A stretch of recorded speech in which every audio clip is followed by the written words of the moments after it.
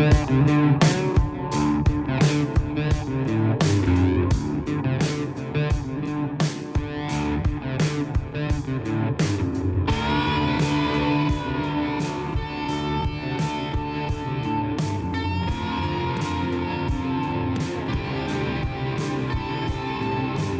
listening to Kane, Randy, and Brooke on Scratch the Vinyl.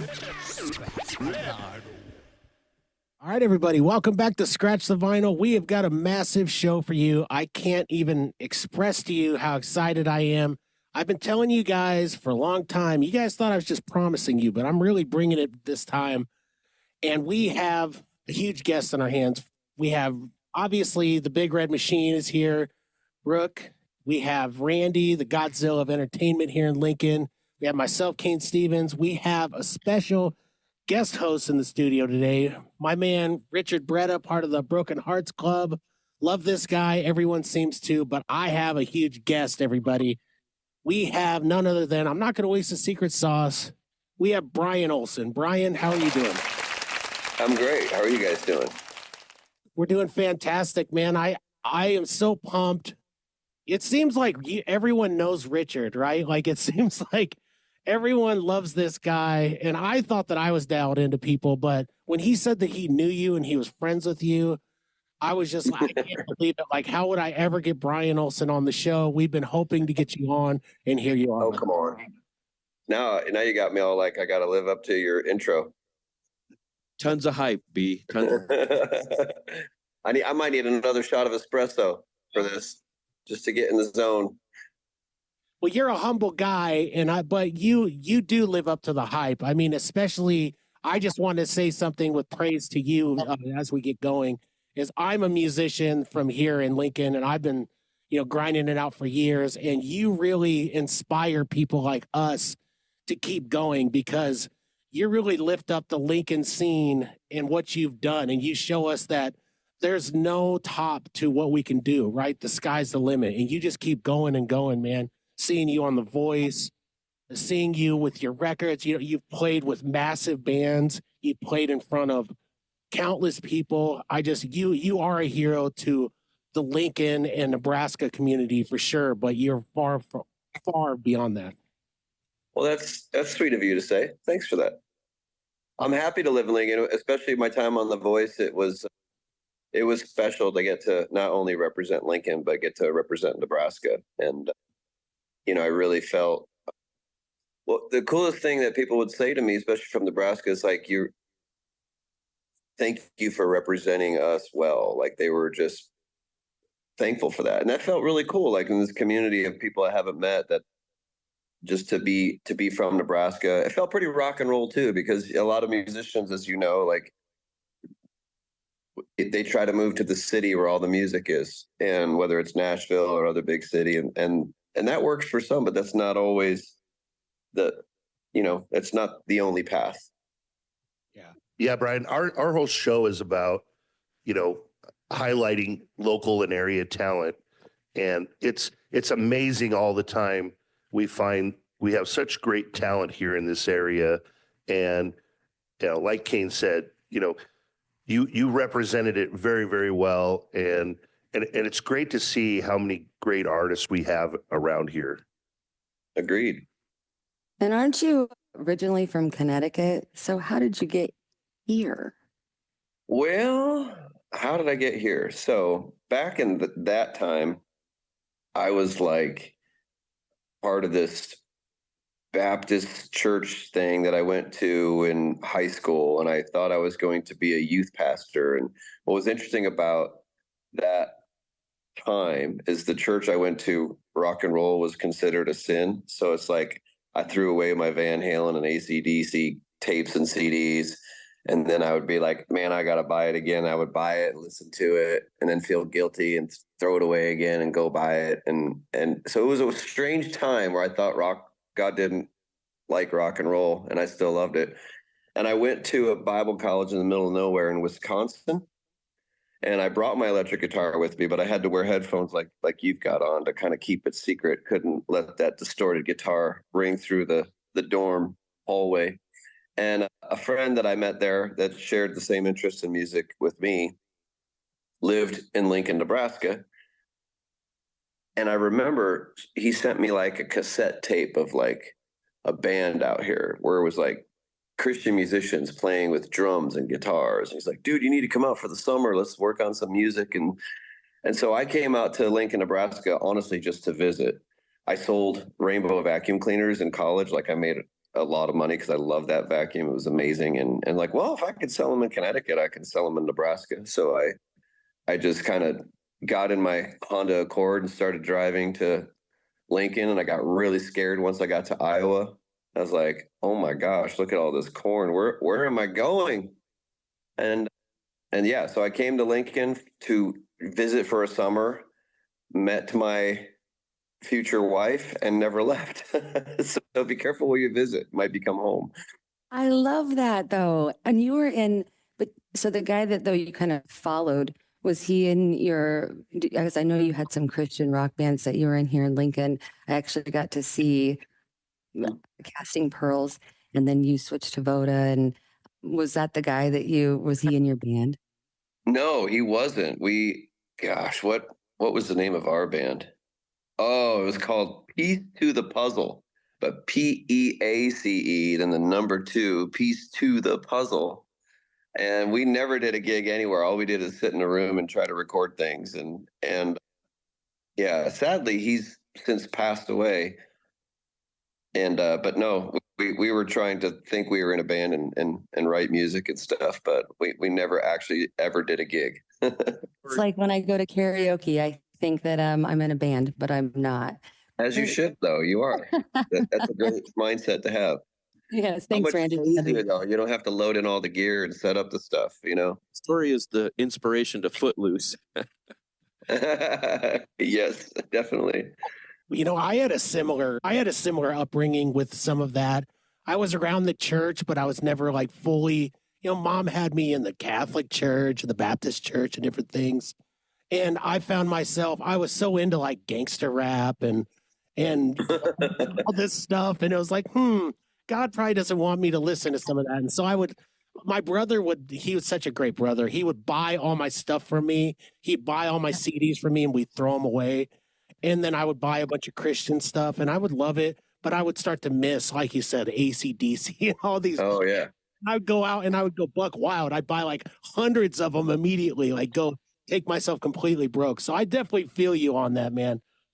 That's crazy that you had this similar experience. Actually, like when I got to the Bible college, you had to turn in your music and they checked through it all and returned what was passable.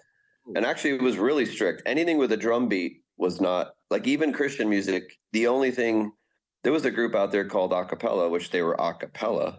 That wouldn't even pass because their voices were like, yeah, yeah, yeah, yeah. Like they called that too self-glorifying. So if it wasn't Bach, pretty much classical, straight up,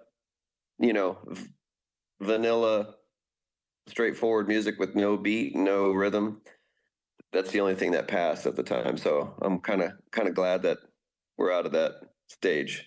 Do you listen to a plethora of things? Do you kind of listen to a mixture of both Christian and like non-Christian music?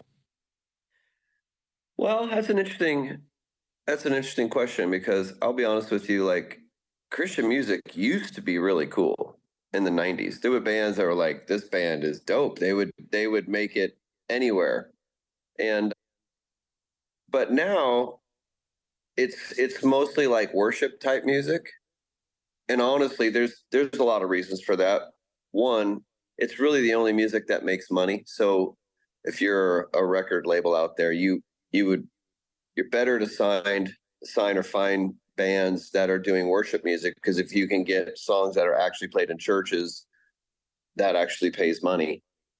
And that's just a behind the scenes thing that most people don't know, that's the money is in worship music. And I get it. I led worship for 10 years, but I'm not a huge fan, honestly, of most worship music because it's and this is coming from a Christian guy, but for me, like the lyrics are too predictable, easily digestible. Like I need I need something to kind of surprise me and kind of hit me a different way. Like I've literally joked around about they should make like worship music dice to write songs where you like just roll the dice and then like the phrases like we lift our hands, we praise your name, because it's like all the same phrases we hear in most Christian music over and over and over again. And quite frankly, like I need something different. I need to feel like a depth and an honesty in a song, you know, that so I think what's happened is any bands, it used to be a thing where you kind of almost, you got labeled as a Christian band, and that's fine. I didn't mind that, but I've always wanted to make music that was just honest from me, whether, you know, and I wanted to play to whoever wanted to listen, not just the Christian crowd or whatever. So I think what's happening is most of artists who might be Christians, there's just no label on them, so it's harder to find them, which is fine. Like you might find good music and find out, oh, these guys come from a perspective of faith. Or if you look at the lyric of the song, you can kind of tell that they're wrestling with, you know, with some things there. It's just there's not necessarily a clear Christian label on it anymore for some of the cool, obscure rock pop stuff. I don't know if that answered your question. It's long enough I can't remember the original question. It reminds me of, are you a South Park fan? I am, but I don't watch it much. When I see clips, I'm like, oh my gosh, that's hilarious. I should watch it. Go ahead. You should watch the one with Cartman, and they have a Christian rock band, and he just puts Jesus instead of like a different word. So it was, Jesus, come to me. Yes. Perfect. Yeah. You'll have to watch that one. It's pretty funny. Okay. I'll look at that. Well, speaking of, you know, kind of, you know, musical taste, what are probably your biggest influences moving forward from that? Well, I'll say in the Christian world, when I snuck out of Bible college to go to a rock concert, and it was Petra, and there was this band opening for them called PFR. They used to be called Pray for Rain. That band, that was like, okay, I think I can enjoy Christian music. They're phenomenal. They're like a Beatles meets just really good songwriting. I mean, it was one of the few bands where I've got 3-4 of their records where from start to finish, all the songs are good. It's not like just one or two. And Christian or non-Christian, that band has really inspired me a lot in my singing and my songwriting, just like creative turns, chord-wise, you know, nothing super predictable all the time. And so I love them. And then, gosh, bands like Muse. Muse is a huge favorite. Foo Fighters, Queen, you know, yeah, Imagine Dragons, Jimmy Eat World, stuff from, there's so many bands that I definitely get inspired more by songs. I'm like, ooh, this song's amazing. And then if the band has more than one song that's amazing, I become a fan of the band, you know. But so, and I'm not really good at like keeping up with everything that's coming out. My daughter is, and oftentimes I'll be like, what are you listening to? What's exciting you? And I might catch, like, I think is it Mother? It's like this guy, and he's a lead singer, and then there's 2 female lead singers, and they're rocking, and that's pretty fun. Like my daughter turned me on to them, and so usually if I need something fresh, I'll go to her. Hey, you know what? Speaking of your daughter, I am a mother as well, 3 beautiful, wonderful young men. And she is also on The Voice, and she's in your footsteps. But here's the thing. You seem like one of the most coolest, down-to-earth, beautiful fathers ever.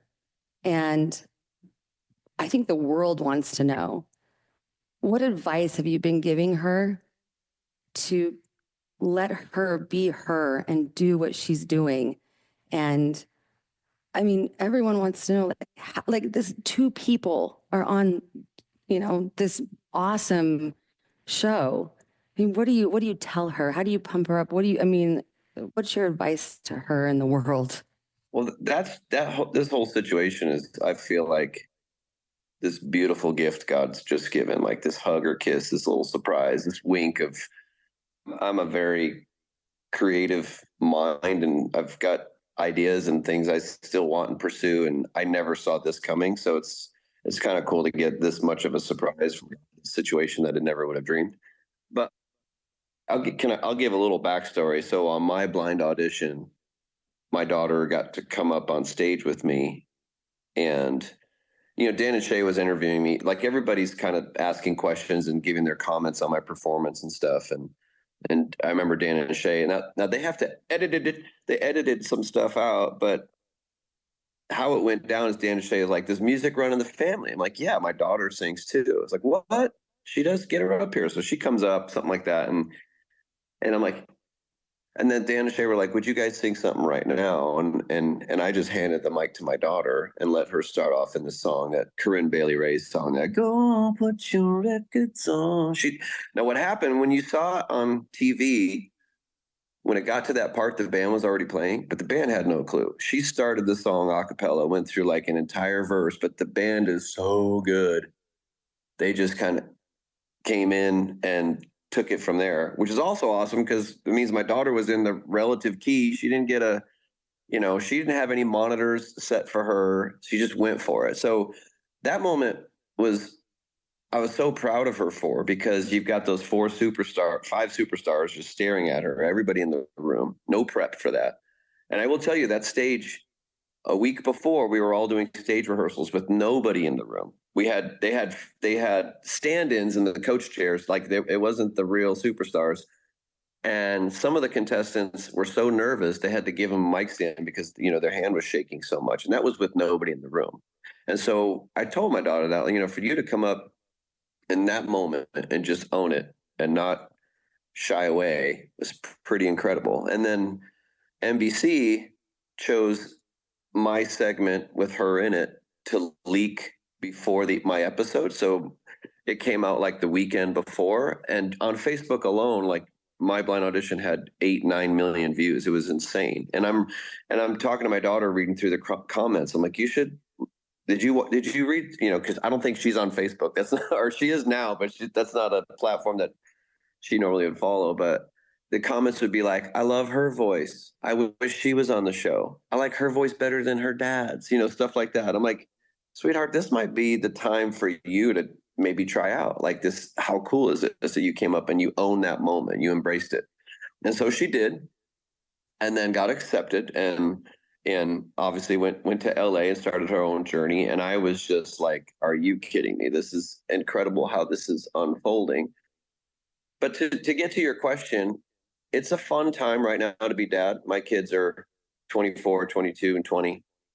And I realized, like, my dad just never really helped me merge into real life with anything. And maybe I didn't bring him many questions about it, but I think sometimes we learn how to do things by experiencing the opposite from your family upbringing. And I'm blessed that I'm really close to my kids, and I don't want to just be their friend. So there's that balance of like, how do I not just try to be a cool dad and be their friend, but also be their dad, right? And for me, my word, I think, for the past, well, definitely last year and into this year, is just to be authentic as much as possible. And that doesn't always go very well.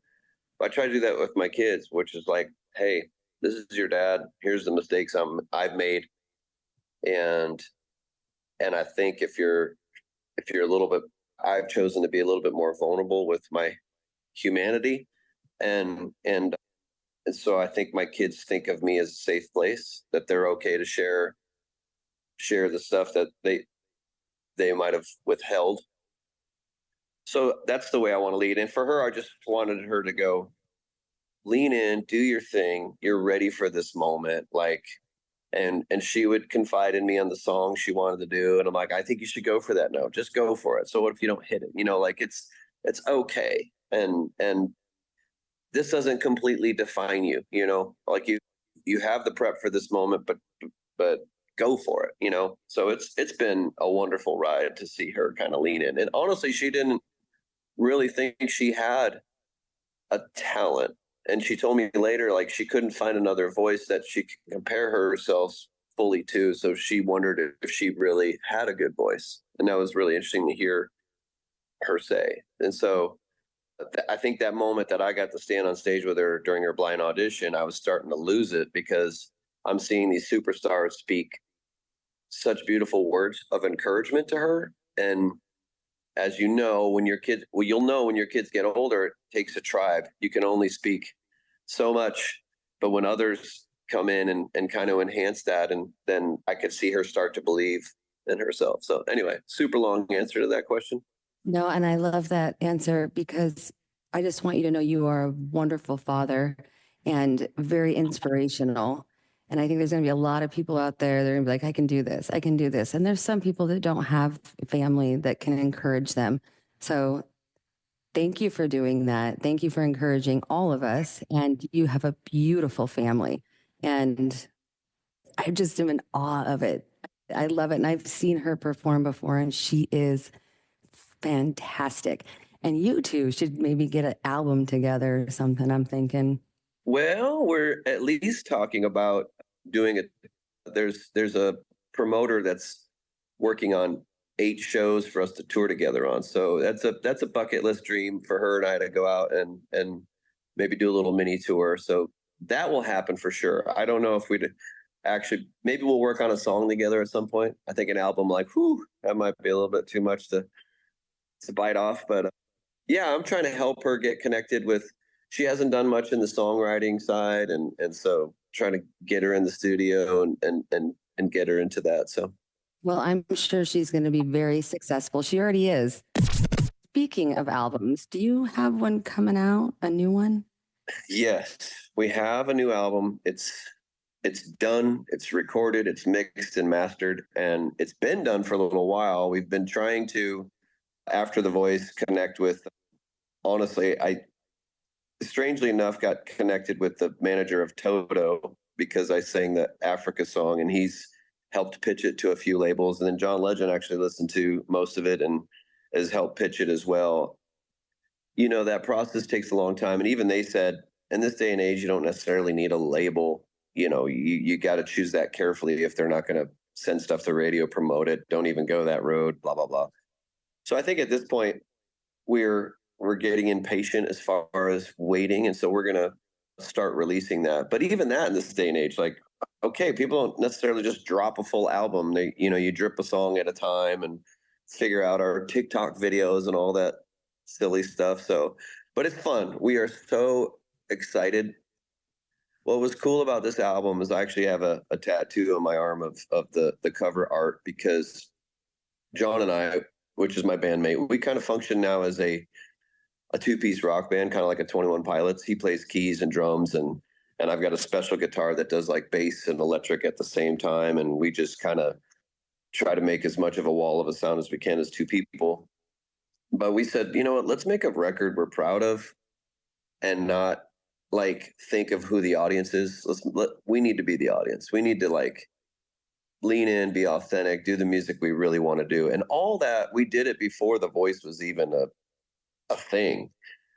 So it was like a leap of faith of going, you know what, no, we're not going to write something that we hope Christian radio is going to play, you know, or we want to write something for us. And so I feel like we've made that, and the songs are exciting and fresh for us. And so I'm really excited for the world to hear it. And now we have this voice this audience because of The Voice that is diverse. And so it's kind of cool that it worked out that way. So I'm excited to get that music out there. All right. I know you guys are enjoying this interview with Bryan Olesen, and we are too, but this is as good a time as any to do the local roundup, talk about the people, places, and things that keep this show going. We'll run the Elegant Sasquatch commercial, we'll do the local roundup, and then we will get back to it with our interview with Bryan Olesen. Welcome to the Late Late Show with your host, Squatch. Welcome to the show, everybody. We have a controversial guest tonight. He claims to have the world's smelliest beard and doesn't plan to do anything about it in the foreseeable future. Let's bring him on right now. He wants to be brought on by what he goes by on his socials, Toxic Beard 87. Hey, calm down. Don't hate the smells of it sells. Hello, my toxic friend. Let me ask you something. With brands like the Elegant Sasquatch Beard Company, why do you choose to smell like a rotten egg on Easter? It all started when I was 16 years old. My beard was growing like a forest full of pine trees, and it was time for me to find a delicious scent to make Cindy Jo fall in love with me. I found a beard oil in a store, and I thought for sure she was going to be mine. I caked it on, and I was so proud of the way I smelled and how I looked.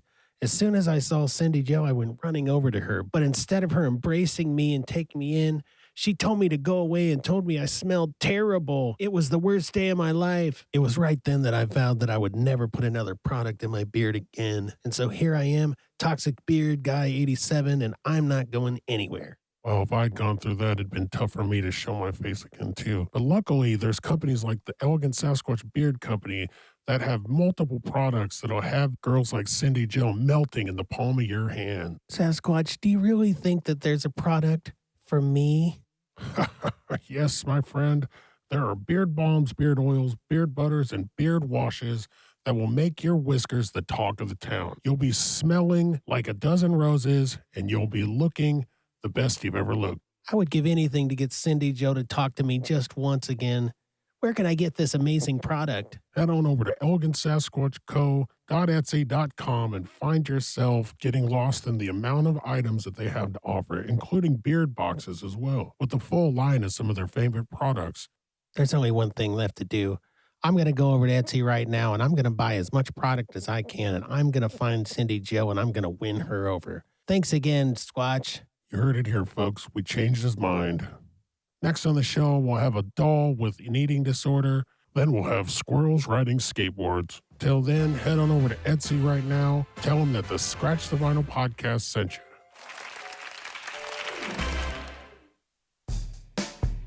All right, we have a locked and loaded, locked, cocked, and ready to rock local roundup. It is awesome. We have so much going on, so let's get into it. First off, Gray's Keg. Friday night, they have Twisted Chrome.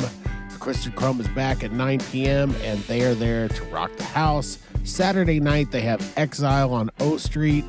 Go see those guys. Apparently, they played a boatload of Rolling Stones stuff, or maybe it's just, I think they're kind of like a Rolling Stones tribute type deal. So go see them. That sounds like an awesome show as well. If you're hungry, go to the Tam in between. You can't get a better burger in town for the price. And, they have a ton of specials going on all the time, so you don't want to miss that. Let's head on over to the Bourbon now.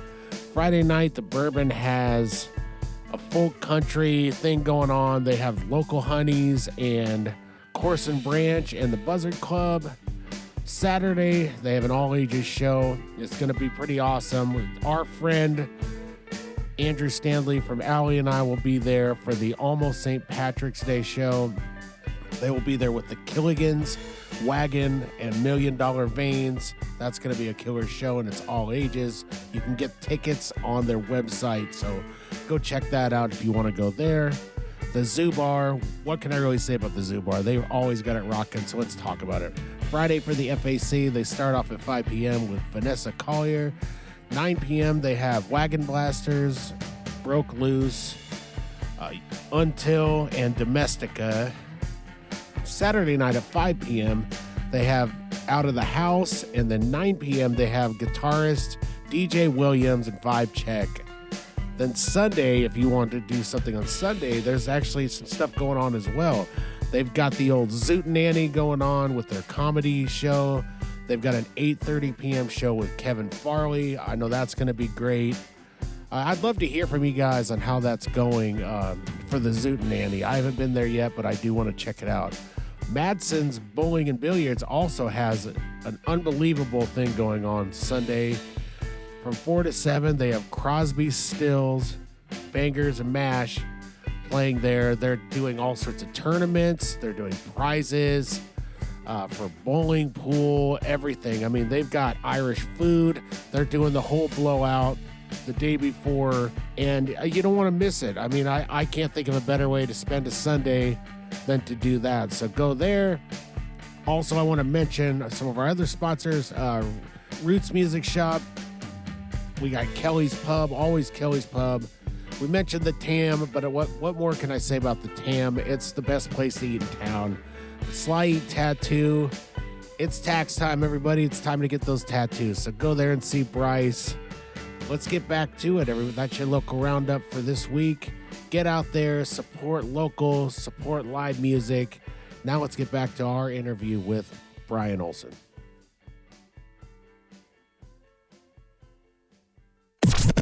Bryan, I wanted to go back and kind of follow up a little bit. Actually, you were like considered like one of the oldest guys on The Voice that to make it that far. And now you have this father-daughter dynamic. What was it like kind of being the OG there and the difference in music and what it was like hanging out with those different performers that were in a lot of ways a lot younger than you and the influences are a lot different? What did you think of that part of the show? I was really pleasantly surprised when I got there. Like, we all became really good friends, and we're still on a big group chat together because we've kind of, in some ways, formed an alliance of like, hey, let's help each other out where we can, because everybody had different connections. And, some people like even worked in band merchandising and they could help the other artists out.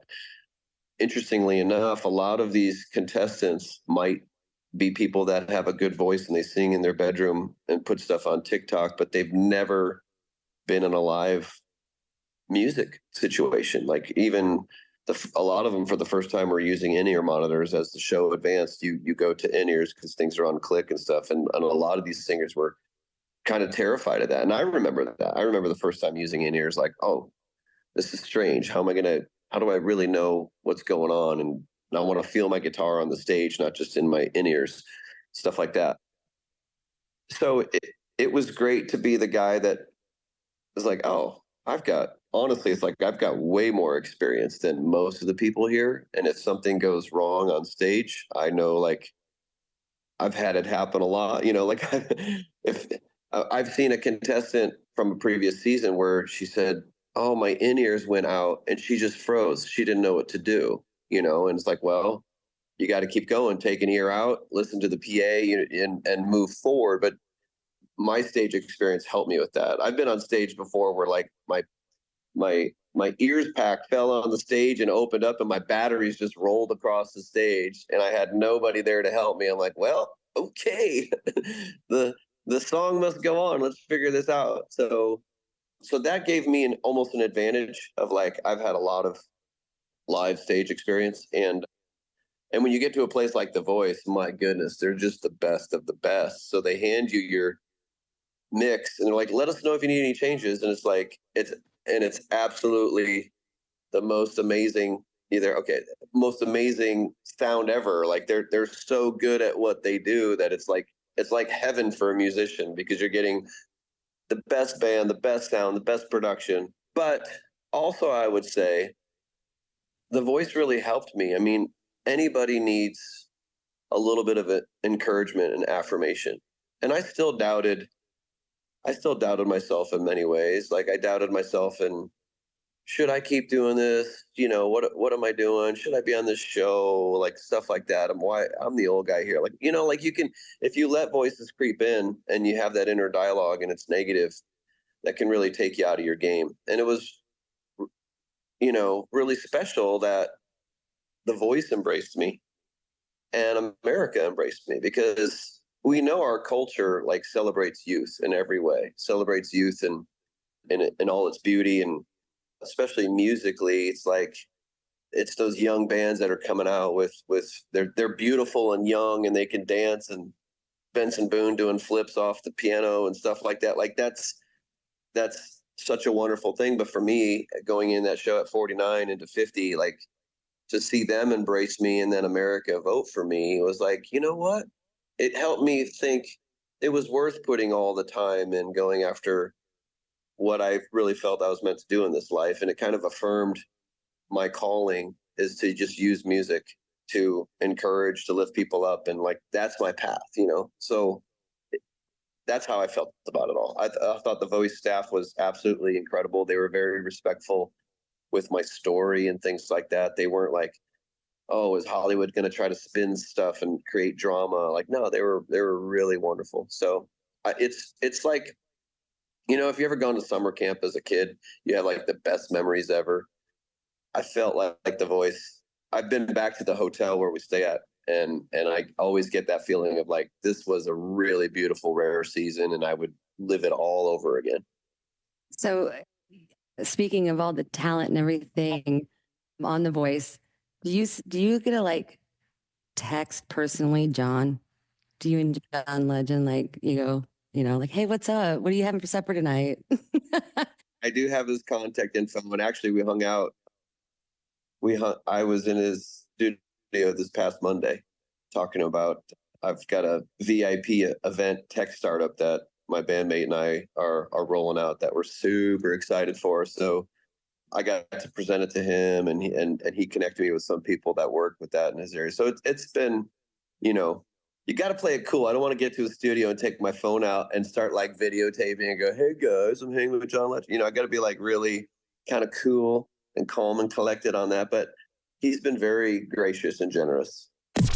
Hey, since we have a guest host in here and he hasn't got to say too much, I want to give Richard his opportunity to come in and do his thing. I've prepared a tasty little list of 10 rapid fire Richie questions for you. Oh, Listen, okay. some rules, okay? You and I go way back, so I know some of these answers, but the adoring public would like to know some of these things. I'm going to give you 2 choices, and one I give you 3 choices, but you can only answer one or the other. You follow me? Okay.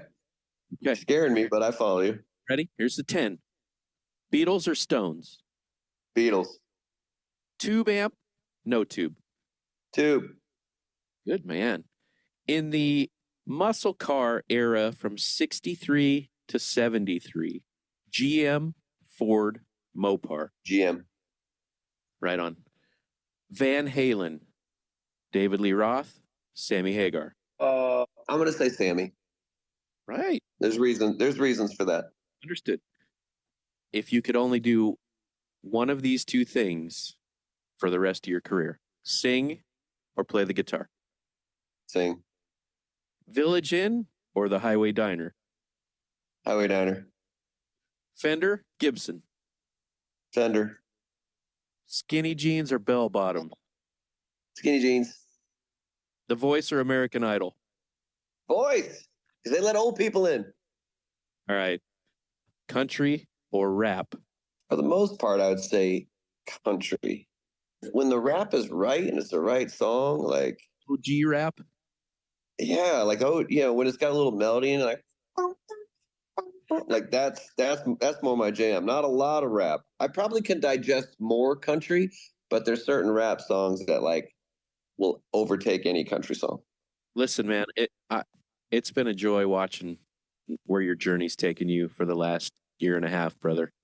And I miss your face, but I'm so grateful you did this, and great things coming for you, man. Where can us local folks catch you? Got any gigs? VOTA, any gigs around? I know sometimes you guys play.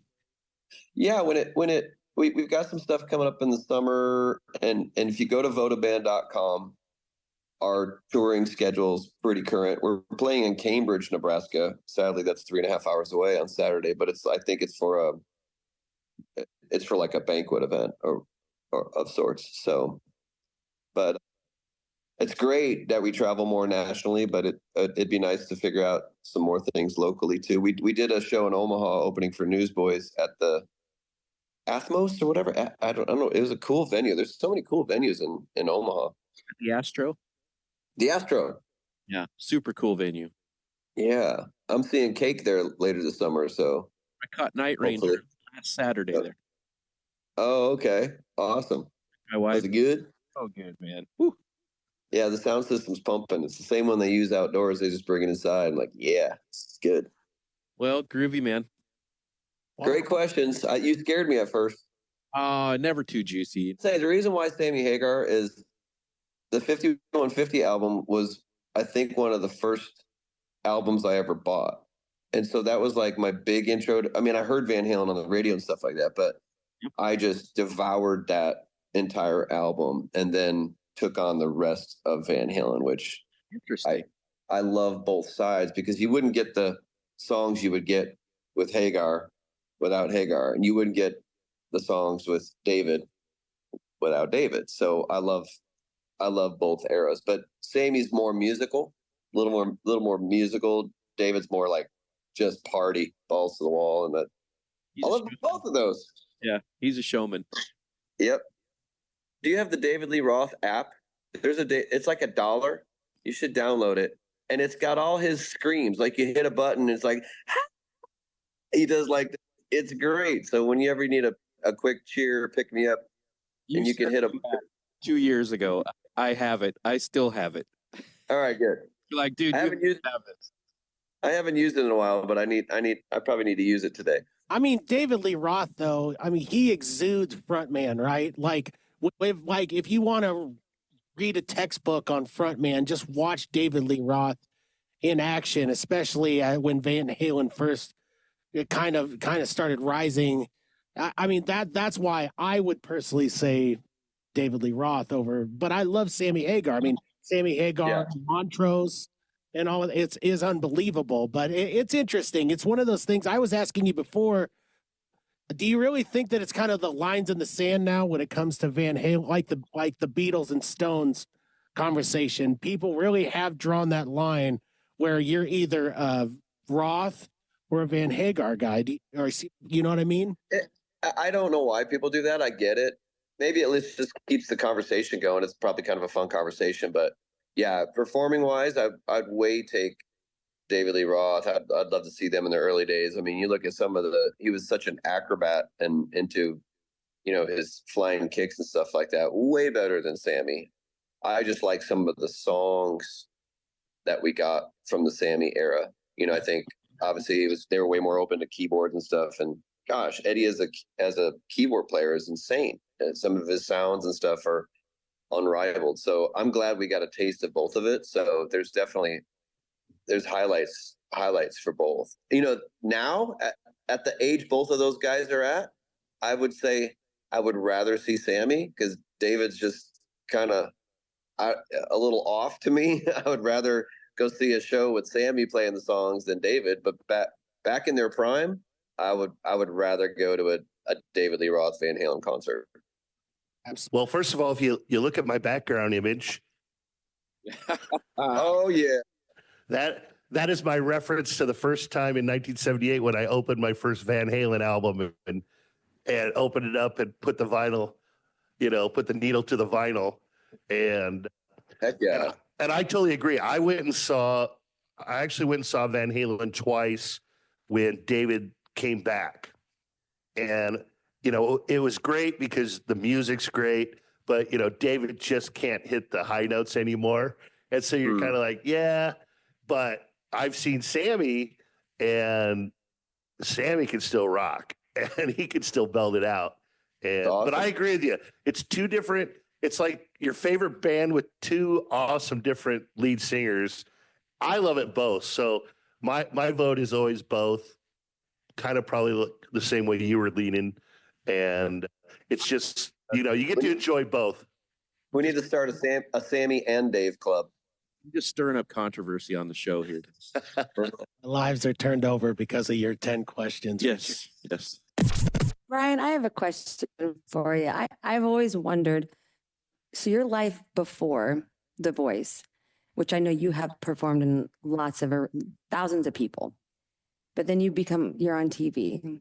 How is your life changed at all? I mean, is it significantly different? Do you have, people come out of the woodworks, like you have that uncle that you never knew you had. And, how is your life before and after? Is it the same, different? Well, it's both.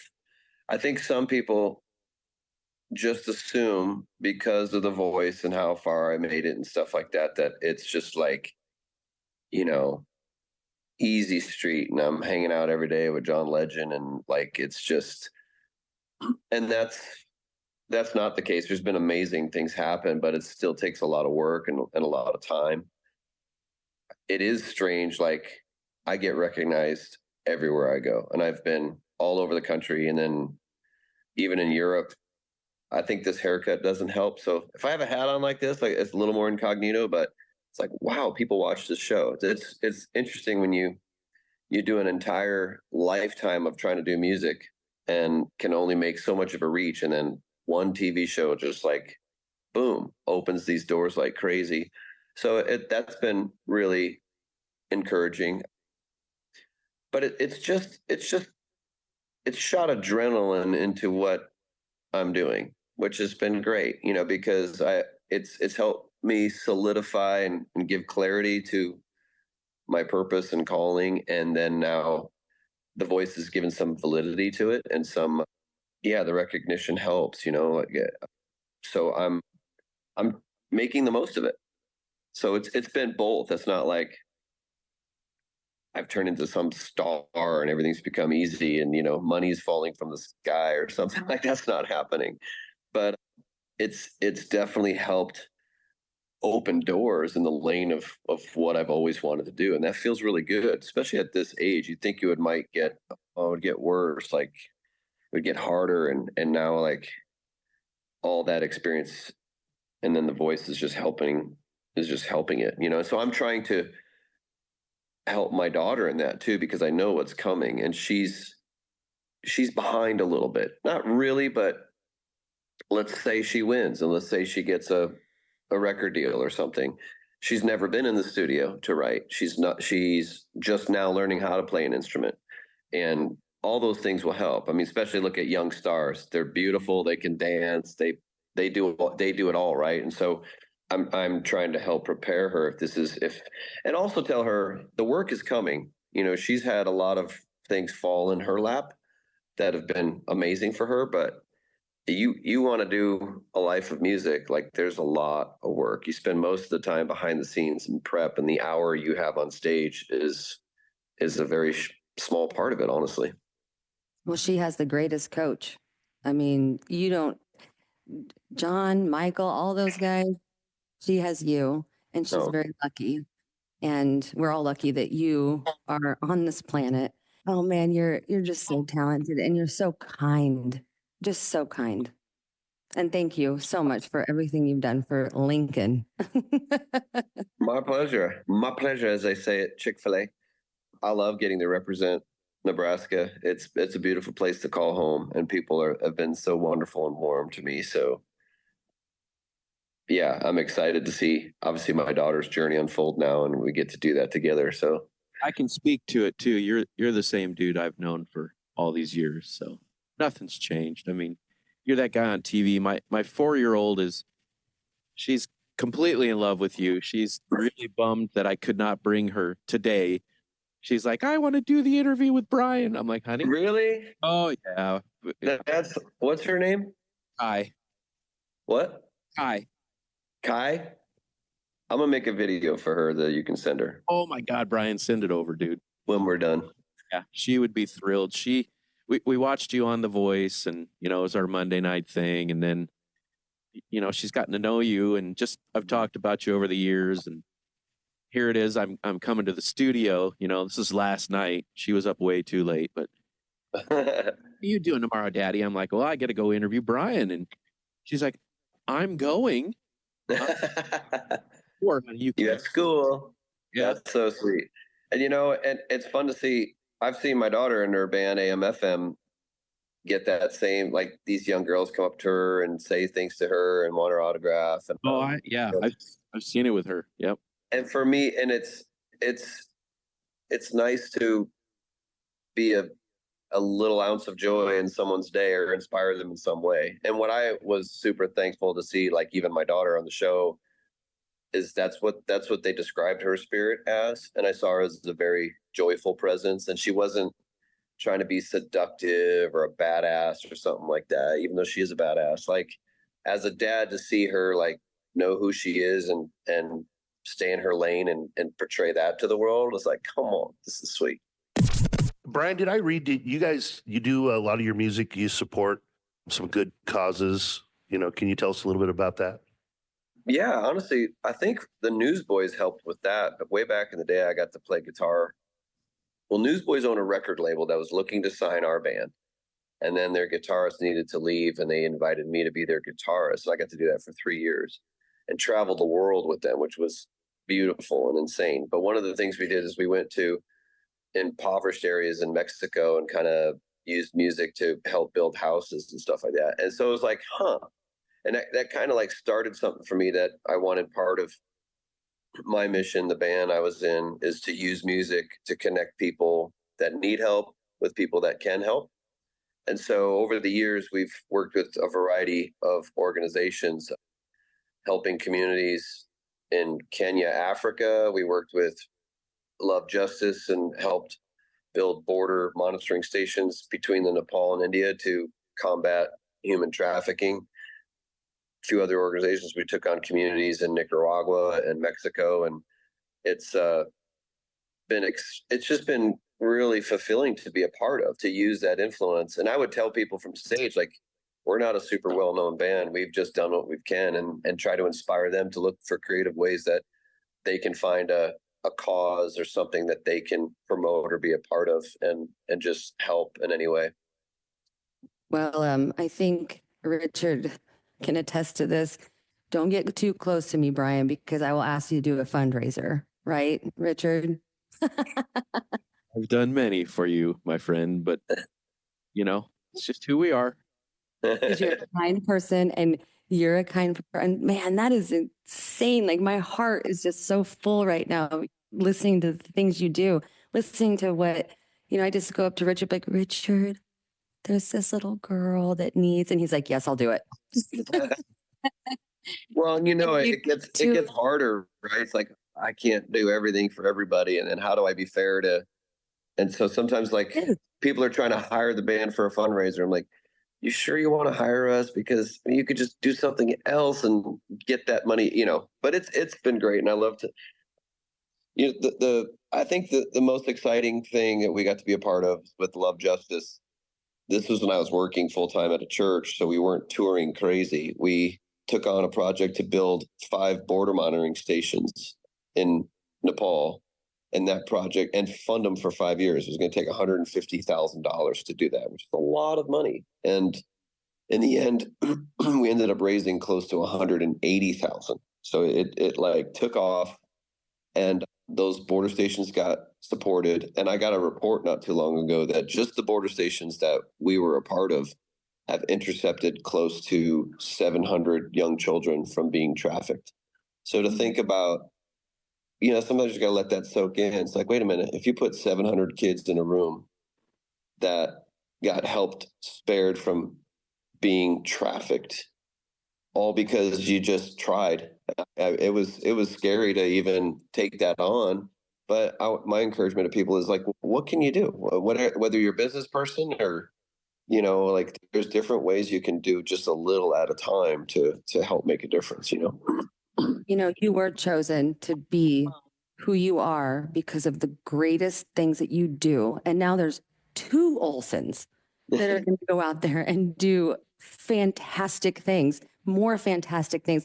I'm in awe of this right now, just by the fact of how many thousands of people that you've helped, even literally just in awe of this. I am grateful to have got to know you and to listen to your story. And I am literally grateful that you are here with us today. Thank you so much. Yeah, Bryan, I really want to take this opportunity to thank you for giving us a little bit of time today. And we unfortunately will have to wrap up here pretty soon. We can't keep you all day, but it is important for us to feature the talent we have around here. And man, we really appreciate the way you represent Lincoln in this area. And we always wish the best for you. And anything we can do to help promote anything you got coming in the future, or you ever want to come on again, we'd love to have you.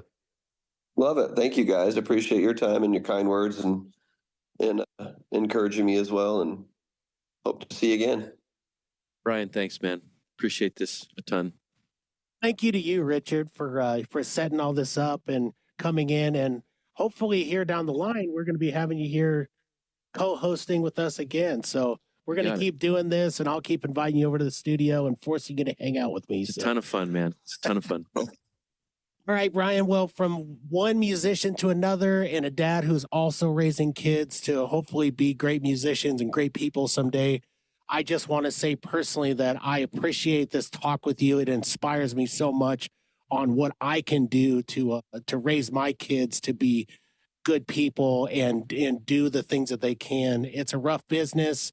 I know it and you know it, but there's a lot of ways to maneuver around it where you don't have to, kind of put your integrity on the side. You can still have integrity, and you seem to have that, man. Thank you so much for being on the show. And for the rest of you guys out there, we've been promising you guys massive guests, and we just gave it to you. Just another example of how talented we are here in the area. I hope you guys continue listening. We'll talk to you again. Catch you on the flip side here on Scratch the Vinyl.